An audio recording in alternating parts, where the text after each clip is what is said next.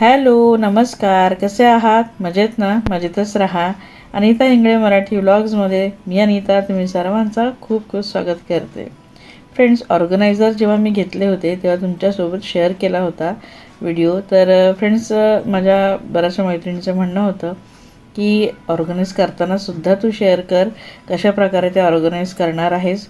तर म्हटलं चला तेही तुमच्यासोबत शेअर करते. तर इथं पहिला एक ऑर्गनायझर मी घेतला आहे. तर अंकितचे म्हणजे माझे लहान मोठ्याचे पूर्वेशचे मी इथं कपडे ऑर्गनाईज करते आहेत. अंकितचे मी नंतर ऑर्गनाईज केले होते. तर इथं मी टी शर्ट ठेवत आहेत. शर्टची सुद्धा मी ठेवण्याचा प्रयत्न केला, पण शर्ट यामध्ये चुरघडतात म्हणून शर्ट ठेवू नका. आणि जर ठेवायचे असतील ना तर कॉटनचे शर्ट आपण ठेवू शकतो, पण मुलं जे लूजवाले शर्ट घालतात ना थोडेसे सॉफ्ट मटेरियलचे, तर ते शर्ट ठेवू नका, त्याची इस्त्री खराब होते. प्रेस केलेले शर्ट आपण नाही ठेवू शकत. कॉटन जे असतात ना अगदी कडक राहतात इस्त्री केलेले, ते तुम्ही यामध्ये ठेवू शकतात. एका कप्प्यामध्ये 2 शर्ट किंवा 3 शर्ट तुम्ही आरामात ठेवू शकतात. पण इथं बघू शकतात पूर्वीचा ना थोडासा वेगळा मटेरियल आहे त्याचा, तर ते खूप असं लूज शर्ट आहे. तर ते तिथं मी ठेवलं, पण ते खूप चुरघडत होतं म्हणून मी ते नंतर काढून टाकलं. टी शर्ट अगदी व्यवस्थित येत होते. त्यामध्ये एका कप्प्यामध्ये 2 ते 3 टी शर्ट येत होते. तर बघा मी शर्ट काढून टाकलं आणि आता टी शर्ट ठेवत आहे.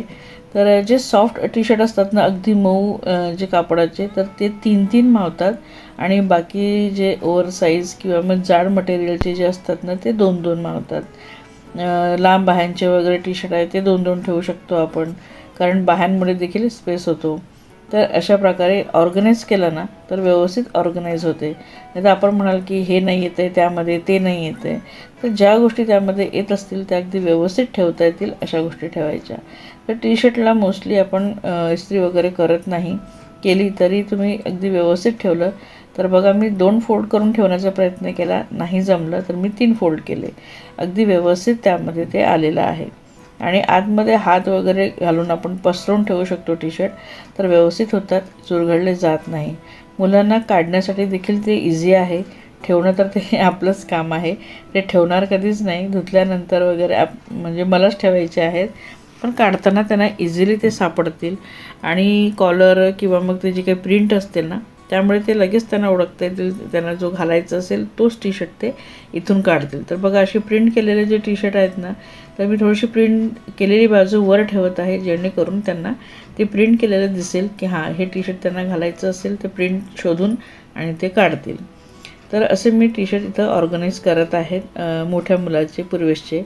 आणि खूप चांगलं ऑर्गनायझर आहे. क्वालिटी मला जेव्हा मी हातात घेतली तेव्हा मी तुम्हाला सांगितलं देखील होतं ही क्वालिटी मला थोडीशी डाऊन वाटत आहे, पण नाही, खूप छान क्वालिटी होती.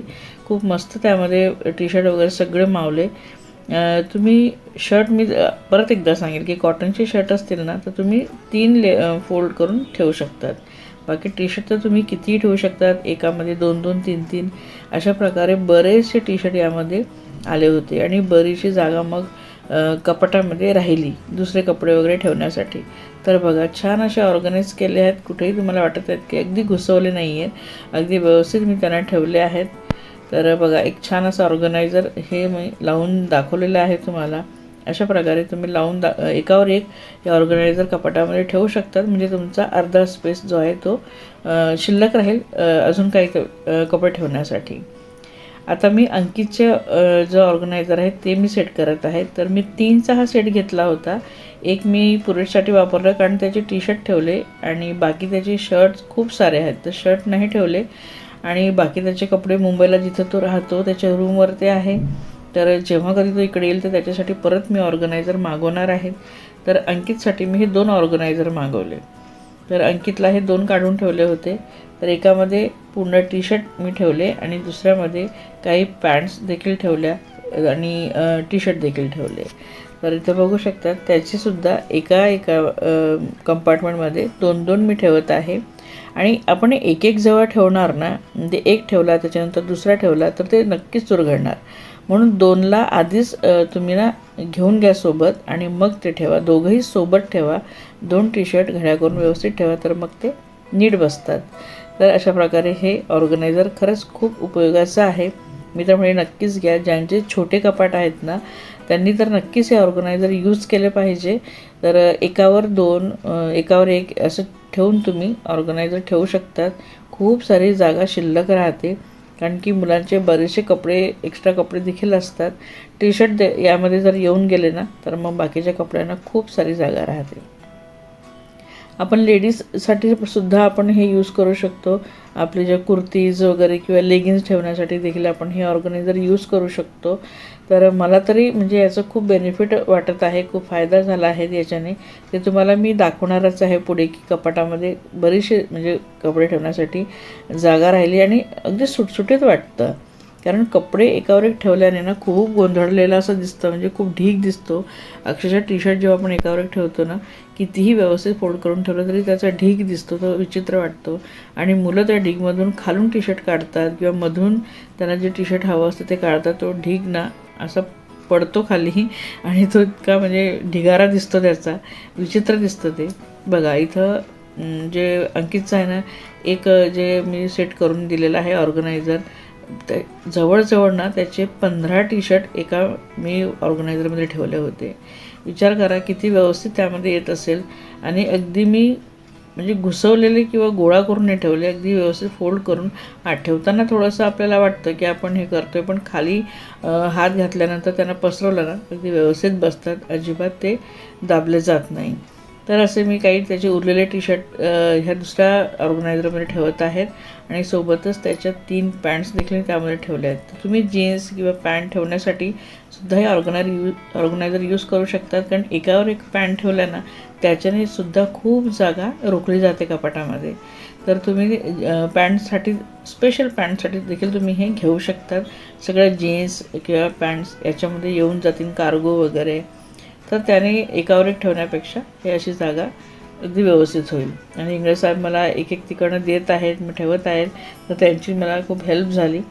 आणि तुम्हाला तर शेवटी मी दाखवते कशा प्रकारे ऑर्गनाईज केले. छोटे ऑर्गनायझर जे मी दाखवले होते ना, हे ऑर्गनायझर दाखवलं त्याच व्लॉगमध्ये, तर तेही मी कसे सेट करते ते सुद्धा मी तुम्हाला दाखवणार आहे. तर शेवटपर्यंत नक्की बघा. तर बघा इथं मी पॅन्ट्स ठेवत आहे, त्याचे अगदी कार्गो टाईप आहे, खूप सारे पॉकेट वगैरे असतात ना पॅन्टला, ते देखील आपण असे यामध्ये ठेवू शकतो आरामात. एकावर एक ठेवल्याने खूप सारी जागा लागते, तर यामध्ये आपण हे पॅन्ट देखील ठेवू शकतो, त्यांना तेही आरामात सापडून जाईल. तर अशा प्रकारे हे माझं ऑर्गनायझर सुरू आहे. आणि खरं सांगते खूप छान वाटलं, म्हणजे खूप अशी गर्दी नाही वाटली. तुम्ही छोटं कपाट असेल मोठं कपाट असेल त्यामध्ये ऑर्गनायझर अगदी व्यवस्थित यूज करू शकतात. आणि याला बघा हँडल देखील आहेत, की तुम्हाला बाहेर काढून आणि घेता येतील टी शर्ट्स वगैरे आरामात. तर छोट्या ऑर्गनायझर दाखवत आहेत की यामध्ये मी काय काय ठेवणार आहे. तर मी 4चा सेट घेतला होता. तर आता हा पहिला मी इथं करत आहेत. अंकितचं मी इथं सेट करत आहे. त्याचे सॉक्स, त्याचे हँकीज वगैरे मी ठेवत आहेत, किंवा मग हिवाळ्याला लागणाऱ्या ज्या गोष्टी आहेत त्या, हे सगळं त्याचंही छोटासा आम्ही ऑर्गनायझर सेट करत आहेत. त्याचे हँकीज बघा अगदी सुटसुटीत ठेवलं आहेत आणि फक्त त्याचंच आहे आणि त्याला जास्त सॉक्स लागत नाही. आणि इथं मी तर पुरुषचे देखील अर्धेच आहे माझ्याकडे, अर्धे त्याच्याजवळ आहे. तर जे काही आहे ते यामध्ये सेट करते. आणि हे सगळेच ऑर्गनायझरने एकाच ड्रॉवरमध्ये येऊन गेले होते. 3 ऑर्गनायझर एका ड्रॉवरमध्ये अगदी व्यवस्थित आले होते. ते सुद्धा मी तुम्हाला दाखवणार आहे, की एका ड्रॉवरमध्ये आपण ह्या सगळ्या गोष्टी ठेवतो ना तर खूप गोंधळ होतो. आणि हाताला ना एकाचा सॉक्स तुम्ही शोधायला जाणार तर दुसऱ्याचा हाताला लागतो. तर हे अगदी व्यवस्थित तुम्ही सेट करू शकतात. तर ज्याला ज्याचा पाहिजे तो तर त्याच्या याच्या ऑर्गनायझरमधून आरामात काढून आणि घेईल. म्हणजे तुम्हाला येऊन त्यांना देण्याची गरजसुद्धा किंवा शोधून देण्याची गरजसुद्धा पडणार नाही. तर आता हे सेकंडवाला आहे ते मी पूर्वेशचं सेट करत आहे. बघू शकतात सॉक्स ठेवत आहेत. आणि जे त्याला हिवाळ्याला सायकलिंग वगैरे तो करायचा बऱ्याचदा, तर हिवाळ्यात जे लागतात ना हँड ग्लव्स ते सुद्धा ठेवले आहेत, हँकीज ठेवले आहेत. तर असं काही त्याचंही ऑर्गनायझर मी इथं सेट करत आहेत. तुम्ही यामध्ये जसं मुलांच्या अंगठ्या असतात किंवा कीज असतात किंवा ते छोटे छोटे ब्रेसलेट असतात, मुलींच्या लहान मुलींचे काही छोट्या छोट्या गोष्टी असतात, कानातले वगैरे, इयरिंग्स वगैरे असे, किंवा त्यांच्या डॉलची ज्या वस्तू असतात, किंवा तुम्ही यामध्ये सुई, धागा, वेगवेगळ्या प्रकारचे धागे हे सुद्धा तुम्ही ठेवू शकतात. म्हणजे हे ऑर्गनायझर फक्त ह्यासाठी नाही, बऱ्याच गोष्टीसाठी आहेत. आता इथं मी अंकितचा देखील सेट करून दिलेला आहे. आता इंगळे साहेबांना मी एक ऑर्गनायझर काढला आहे ग्रीनवाला, आणि दोघं भावना व्हाईटवाले ठेवले आहेत, आणि पिंकवाला जो आहे तो मी माझ्यासाठी ठेवणार आहेत. मला ड्रेसिंग टेबलमध्ये लागेल तेव्हा मी त्याला यूज करेल. तर खूप उपयोगाचे आहेत हे देखील. मी याचा यूज कसा करायचा हे देखील मी आधी सांगितलं होतं. तर बघा खूप, आणि हे ना कलरफुल आहेत, खूप छान वाटतात. पण मुलांना असे कलरवाले आवडत नाही, त्यांना व्हाईट किंवा ब्लॅक आवडतात, म्हणून मी ते व्हाईट त्यांना दिले. आणि हे कलर जे आहेत ना वेगवेगळे ते आम्ही ठेवलेत. इथं मी इंगळे साहेबांचं देखील सेट करत आहे ऑर्गनायझर. तर त्यांचे मोठे सॉक्स असतात. आता मुलांना स्पोर्ट्स सॉक्स लागतात, तर अगदी आरामात बसले. यांना मोठे सॉक्स लागतात, तर त्यांचा फोल्ड जरा थोडासा म्हणजे करून ठेवणं थोडं अवघड जात होतं, पण तरी मी केला सेट. तर असे त्यांचे देखील वेगवेगळे सॉक्स किंवा हँकीज वगैरे यामध्ये मी ठेवत आहे. बऱ्याचशा गोष्टी तुम्ही याला किचनमध्ये देखील तुम्ही यूज करू शकतात. एकाच याच्यामध्ये तुम्ही बऱ्याचशा गोष्टी ठेवू शकतात. तर असं काही आहेत बघा ऑर्गनायझर. तर हे बघा तिघही ऑर्गनायझर व्यवस्थित सेट करून झाले आहेत, ठेवून झालं आहेत. तर अशा प्रकारे तुम्ही काही यामध्ये ठेवू शकतात, आणि एका ड्रॉवरमध्ये हे सगळे ऑर्गनायझर व्यवस्थित तुम्ही अरेंज करू शकतात. ज्या काही वस्तू तुम्हाला ठेवायच्या असेल ड्रॉवरमध्ये त्या खूप म्हणजे विस्कटून जातात, आपल्याला सापडतच नाही वेळेवरती. तर असे त्यांची कॅटेगरी वाईज तुम्ही करू शकतात. तर बघा इथं मी एकावर एक ऑर्गनायझर ठेवलं आहे. तर बघा इथं कमी कपडे आले आहेत, खूप सारी जागा वाचली आहेत, आणि बराचसा स्पेस आहेत, आणि खूप असा ढीग लागल्यासारखं दिसत नाही, अगदी मोकळं वाटते. आणि त्याला पाहिजे तेव्हा तो याच्यात टी शर्ट काढू शकतो. फक्त त्याला खेचून एक बॉक्स काढायचा आहे आणि टी शर्ट काढायचं आहे. तेवढं तरी मुलं नक्कीच करू शकतात. तर हे बघू शकतात अगदी व्यवस्थित. आणि पुरुषचा देखील मी इथं हा बॉक्स ठेवला आहे, आणि हे त्याचे शर्ट मी त्यामध्ये ठेवले नाही आहे, आणि बाकीचे त्याचे जे काही आहेत ना ते सगळ्या गोष्टी ठेवल्या आहेत. आणि इथं बघू शकतात एका ड्रॉवरमध्ये तिघही ऑर्गनायझर अगदी व्यवस्थित आले आहेत. आणि हे आता आरामात जो तो आपल्या ऑर्गनायझरमधली वस्तू काढून यूज करू शकतो. तर यामध्ये तुम्ही बऱ्याचशा गोष्टी ठेवू शकतात, आणि कुठेही हे ऑर्गनायझर यूज करू शकतात. खूप युजफुल आहे. मी तर म्हणेल तुम्ही नक्की घ्या. आणि याची लिंक किंवा जो कोड आहे ना तो मी मागच्या व्लॉगमध्ये जेव्हा याची शॉपिंग केली होती तेव्हा मी दिलेला आहे. परत हवा असेल तर मी डिस्क्रिप्शन बॉक्समध्ये देईल. आणि आता मी तुम्हाला एक महत्त्वाची गोष्ट तुमच्यासोबत शेअर करते. एक चहा म्हणजे निळा चहा, ब्ल्यू टी तुमच्यासोबत शेअर करते. हा गोकर्णाची ही फुलं आहेत. हे काही ताजी फुलं आहेत, आणि काही शिडी फुलं देखील आहेत. तर ही जी फुलं आहेत ना ऑनलाईन तुम्ही घ्यायला जाणार ना तर 100 ग्राम 300 रुपयाला मिळतात. तर एवढी महाग मिळतात. तर एवढी महाग जर मिळत आहे तर म्हणजे नक्कीच यांचे काहीतरी फायदे असतील, म्हणून लोक 300 रुपयाला देखील ऑनलाईन मागवतात. पण आपल्या अंगणामध्ये जर आपण हे गोकर्ण लावलं असेल ना तर याचा रोजच तुम्ही बेनिफिट घेऊ शकतात. तर मी ही काही ताजी आणि शिडी फुलं एकत्र केली आहेत, कारण ताजी एका दिवसामध्ये एवढी निघत नाही, म्हणून शिडी आपण गोळा करून ठेवू शकतो. तर काही नुकसान नाही, फ्रीजमध्ये तुम्ही आरामात ही फुलं गोळा करून ठेवू शकतात. तर याचे बेनिफिट ना खूप सारे आहेत. तर त्यांना मी वॉश करून घेते आधी, आणि याचा चहा कसा बनवायचा ते तुम्हाला मी दाखवते. याचा चहा मी याआधी देखील मी शेअर केला आहे, पण आता सबस्क्रायबर आपले खूप सारे वाढले आहेत, व्ह्यूवर्स वाढले आहेत. तर नवीन व्ह्यूवर्ससाठी मी आधी ब्ल्यू टी शेअर करत आहे. तर इथं मी थोडंसं ना चव येण्यासाठी काही वस्तू घेत आहेत. जसं आलं आहे, आलं किसून घेते. गवती चहा घेणार आहेत, तर ते थोडं चव वाढवण्यासाठी. तुम्हाला पाहिजे तर तुम्ही फक्त पाण्यामध्ये हे फुलं टाकून उकळून तसंही तुम्ही पिऊ शकतात. तसंच तो चहा तुम्ही घेऊ शकतात. पण थोडं टेस्ट पाहिजे, टेस्ट याला नसतो, म्हणून आपण थोडं टेस्ट वाढवण्यासाठी गवती चहा किंवा मग आलं, नंतर तुम्ही थोडंसं काळी मिरी किंवा मग दालचिनीचे तुकडे वगैरे सुद्धा घालू शकतात. आता याचे फायदे असे आहेत ना की जर तुमचं मासिक धर्म अनियमित असेल, मासिक पाळी अनियमित असेल ना तर याच्याने खूप फायदे होतात. नियमित होते. स्किनचे काहीतरी तुम्हाला आजार असेल ना, त्वचाचे आजार, त्याच्यातही खूप फायदा मिळतो. याच्याने पाचनसंस्था देखील सुधारते. वेट लॉस तर होतोच होतो, मानसिक आरोग्य देखील सुधारते. खूप काळजी, खूप चिंता करत असाल, खूप तणाव येत असेल तर हा जो चहा आहे ना तो तुम्हाला मन शांत करण्यासाठी, तुमचा मेंदू शांत करण्यासाठी खूप उपयोगी आहेत. मी काय सांगणार, तुम्ही गुगलवरती याच्या संबंधी सर्च करू शकतात. या चहाचे किती आणि काय फायदे आहेत. खूप उपयोगाचा आहे हा चहा, आणि माझ्या तर अंगणातच आहेत. अगदी गॅलरीमध्ये मी बऱ्याचदा शेअर करत असते तुमच्यासोबत हे गोकर्णाची फुलं. तर आता ह्या पावसाळ्यामध्ये तर वेलीला भरपूर फुलं येतात आणि हा चहा हमखास मी आता ह्या पावसाळ्यामध्ये 1-2 दिवसाआड तरी नक्कीच मी पिणार आहे. खूप फायदे आहेत, खूप बेनिफिट आहेत. तर चला चव वाढवण्यासाठी मी यामध्ये आलं किसून घेत आहे आणि थोडंसं गवती चहा घेतला आहे. फुलं वॉश करून घेतली आहेत, दोघी मी छान वॉश करून घेतली आहेत. आता यांना थोडंसं आपण कुस करून घेऊया. अख्खे बॉईल करण्यापेक्षा थोडंसं कुस करून घ्या. बघा आत्ताच त्याचा ब्ल्यू रंग निघत आहे. तर ह्या फुलांचा फक्त रंगावर जाऊ नका, याचे जे बेनिफिट आहे ते तुम्हाला सांगितले. तर दिसायला तर तो ब्ल्यू दिसतो, चवीला देखील तो छानच वाटतो जेव्हा आपण हे सगळं त्यामध्ये घालणार, पण आपल्या शरीराला फायदेमंद देखील तेवढाच आहे. पावसाळ्यात हा चहा हमखास प्यायला पाहिजे, कारण पावसाळ्यात आपली रोगप्रतिकारक शक्ती खूप वीक होते, खूप कमजोर होते. तर ती वाढवण्यासाठी तुम्हाला हा चहा प्यायलाच पाहिजे. तर विकतची फुलं आणण्यापेक्षा छान गोकर्णाची वेल तुम्ही पावसाळ्यात आधी लावायला पाहिजे. खूप सारे फुलं तुम्हाला मिळतील आणि तुम्ही रोज हा चहा पिऊ शकता. तर असा हा चहा इथं मी बनवत आहे. छान 1 ग्लासभर मी पाणी घेत आहेत आणि त्यामध्ये आता हे सगळे इन्ग्रेडियंट मी एक एक करून बॉईल करायला ठेवणार आहेत. याचा मी रेसिपी शेअर केली आहे, पण परत एकदा शेअर करते, तरी पण तुम्ही शेवटपर्यंत नक्की बघा. तर बघा, एक छान कप भरून, पूर्ण कप भरलेला मी त्यामध्ये पाणी घातलं आहे आणि त्यामध्ये आता मी गवती चहा आणि आलं टाकणार आहे आणि याला छान उकळून घेईल. आधी याला उकळी येऊ देईल आणि मग त्याच्यानंतर गोकर्णाची फुलं घालायची आहेत. यामध्ये कुठलीच चहापत्ती किंवा साखर किंवा गुळाचा वापर करायचा नाही आहे, कारण ही हेल्दी आणि हर्बल टी आहे. तर हर्बल टीमध्ये कधीही साखर किंवा मग गूळ वगैरे वापरत नाही. तर एक हर्बल टी म्हणून आपण याला म्हणू शकतो आणि हर्बल टी म्हणून आपण याला पिऊ शकतो.